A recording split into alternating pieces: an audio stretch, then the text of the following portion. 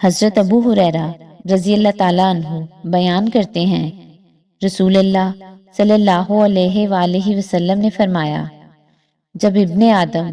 آیت سجدہ تلاوت کر کے سجدہ کرتا ہے تو شیطان الگ ہو کر رونے لگتا ہے اور کہتا ہے، ہائے افسوس، ابن آدم کو سجدے کا حکم دیا گیا تو اس نے سجدہ کر لیا تو وہ جنت کا مستحق قرار پایا، جبکہ مجھے سجدے کا حکم دیا گیا تو میں نے انکار کر دیا اور جہنم میرا مقدر ٹھہری۔ حضرت عائشہ رضی اللہ تعالیٰ عنہا بیان کرتی ہیں،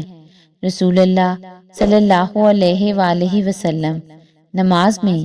یہ دعا کیا کرتے تھے، اے اللہ، میں عذاب قبر اور مسیح الدجال کے فتنے سے تیری پناہ چاہتا ہوں،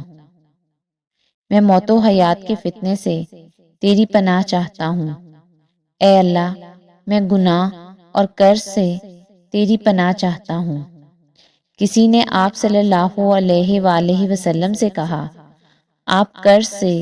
اس قدر کیوں پناہ طلب کرتے ہیں؟ آپ صلی اللہ علیہ وآلہ وسلم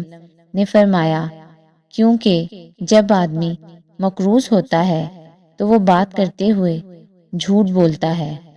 اور جب وعدہ کرتا ہے تو خلاف ورزی کرتا ہے۔ حضرت ابن مسعود رضی اللہ تعالیٰ عنہ بیان کرتے ہیں، رسول اللہ صلی اللہ علیہ وآلہ وسلم نے فرمایا، مجھ پر سب سے زیادہ درود بھیجنے والا شخص روز قیامت میرے سب سے زیادہ قریب ہوگا۔